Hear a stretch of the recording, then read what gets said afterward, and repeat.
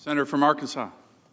In the early morning hours of June 6, 1944, the United States Armed Forces and 75,000 of their counterparts in the Allied Expeditionary Force launched Operation Overlord when they stormed ashore 5 landing areas on the beaches of Normandy, France, to break the Nazi stranglehold on Western Europe.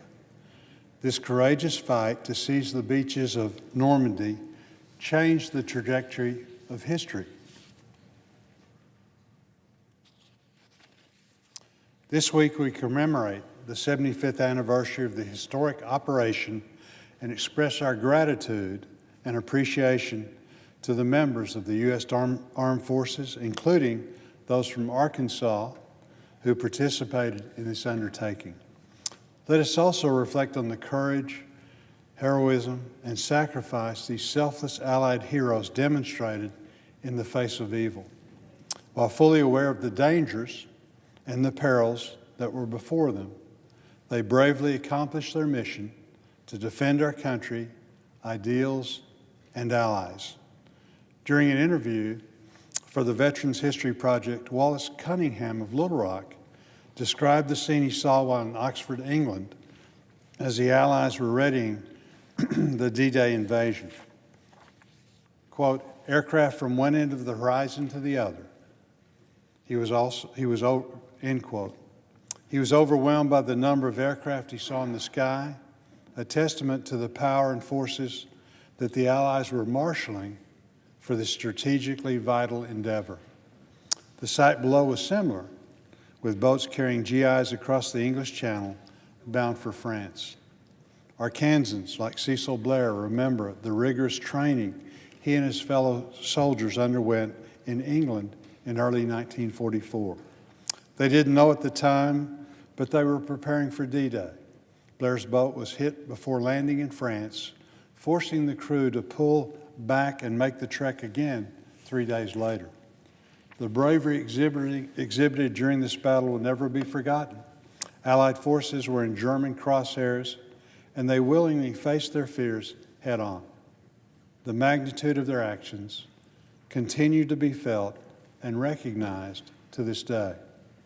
19-year-old Jesse Beasley of Kentucky was on one of the ships bound for Normandy in June 1944.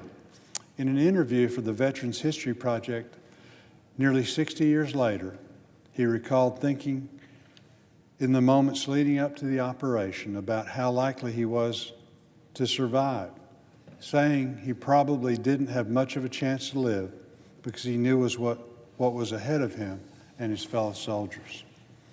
The other troops in his transport boat were his age, and he remembered their looks and collective feeling.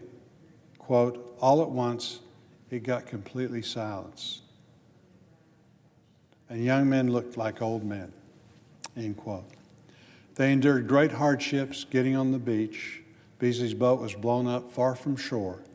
He was thrown into the icy water, where he was forced to dump most of his gear before swimming to safety, all while German bullets were piercing the air inches away from him. He described the devastation as, quote, a nightmare. Approximately 10,000 Allied soldiers were wounded or killed during the D-Day landings, including 6,000 Americans. Many of these heroic individuals are buried at the Normandy American Cemetery. The graves of brave Americans dot the landscape where these courageous liberators fought and died.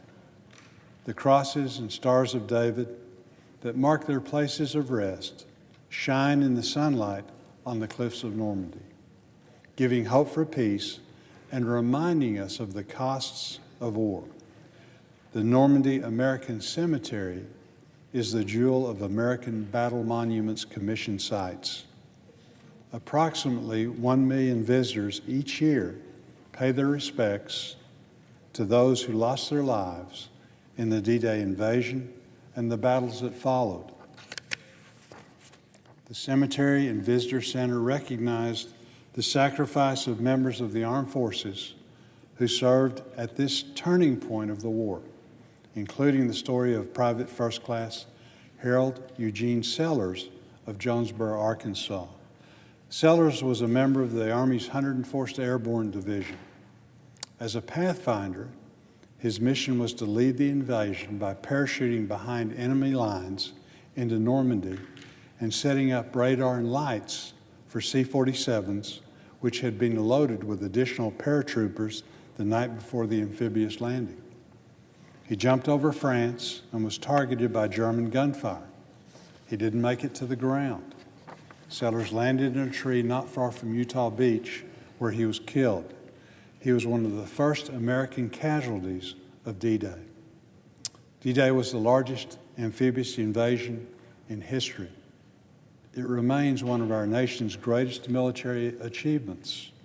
As the co-chair of the Senate French Caucus, I was honored to introduce a resolution recognizing the 75th anniversary of this operation and acknowledging the courage and sacrifice of the Allied troops who came to the aid of those oppressed by Nazi and fascist regimes.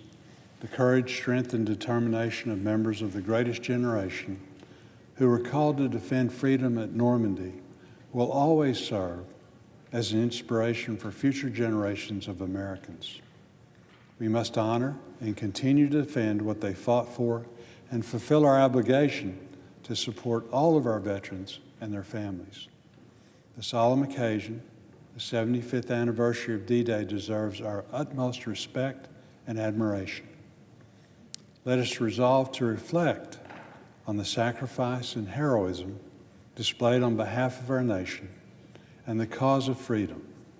Let us also commit to let it influence us in ways that challenge us to pursue the same devotion and service to America as the generation that stormed the beaches of Normandy in 1944.